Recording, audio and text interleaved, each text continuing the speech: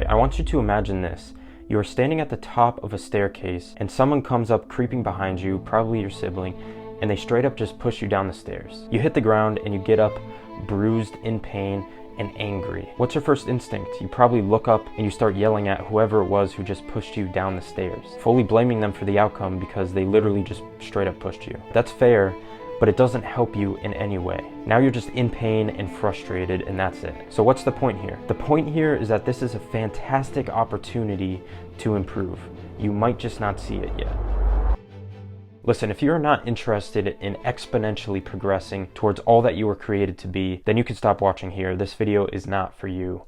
But if you are interested, let's get into it. A few years ago, I read this book called Extreme Ownership by Jocko Willink. In this book, he explains the mindset of taking full responsibility for every single thing that happens to you, regardless of if it's your fault or not. And that's what he calls extreme ownership, hence the title. This is very much an anti-victim mentality that has served me incredibly over the past few years. Here's how it works. Let's go back to the idea of someone pushing you down the stairs. Someone who implements extreme ownership will probably still be pretty angry, but the difference is that soon they will look inward and start asking questions. They'll probably ask, well, what if I was more aware of my surroundings? Would I have been able to see them approaching and move? What if I was stronger or faster, more agile? Do you think I would be able to catch myself so I didn't fall all the way down? Did I do something to make them mad at me and cause them to want to push me down the stairs? You see what's happening here? Suddenly you're not solely blaming them, but you're taking responsibility over the ways that you yourself could have changed the outcome. Now you have 3 different areas where you can improve in: awareness, agility, and character. Instead of wasting an opportunity to learn, grow, and improve, which by the way is your goal, you actually now create opportunity to change, regardless if it was truly your fault or not. This mindset goes even farther. Let me explain what it does to you at a surface level. Number 1, it keeps your pride in check. People who think they're perfect think that they don't need to change, and everyone else does. There's no room for improvement because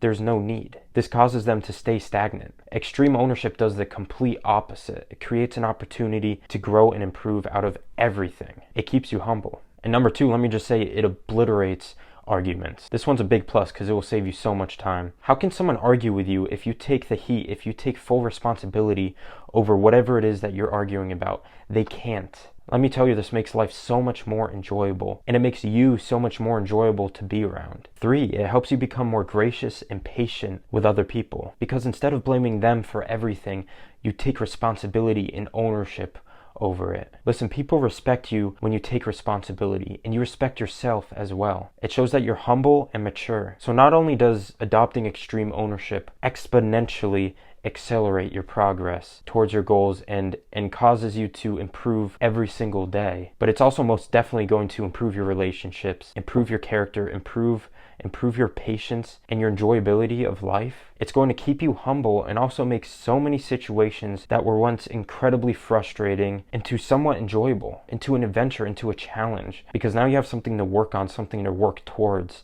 and improve on. But what are some practical things that you can start doing right now to start implementing it in your own life? Start looking out for situations in your life that you can start applying this mindset to. These are situations that you naturally feel the urge to blame others for. It might be you getting cut off in traffic. It might be reasons why you're not progressing. You think other people are holding you back. When your plans get messed up, when someone does something to you, when someone makes fun of you, yeah, that's a situation that you can apply extreme ownership to. Because if you're getting offended by what someone is saying to you, maybe you're not happy with that area in your life. Maybe there is something you can do about it. Sure, they're probably a jerk, but also you should take that as fuel. Take that as an opportunity to look inward and be like, 1, why am I being offended by this situation? Because if I'm being offended, that means I care. And if I care, maybe I should do something about that. All right, look inward, ask questions. Try to create a gap between something happening to you and you blaming someone else for it. Try to catch yourself, and in that second of catching yourself, start to build the habit of reflecting and becoming introspective and observing what you could have done better to have changed the outcome. If you don't create that gap, you will never build the habit of doing this, because it takes intentionality of recalling this mindset to the forefront of your brain, especially when all you want to do is become angry and frustrated and to blame other people or other things. But the more you do it, the easier it gets and the better you'll get at it. This is not an easy mindset to have.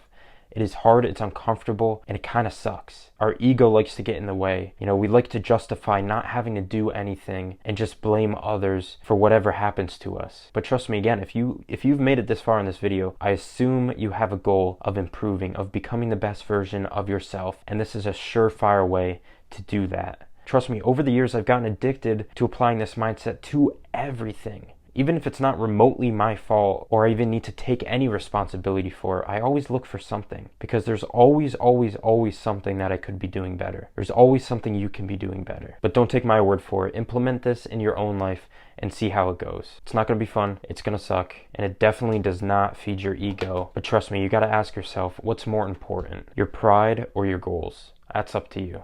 Alright, thank you guys so much for watching. If you enjoyed this video, please consider sharing it with someone who you think could also benefit from this. I'll see you guys in the next one.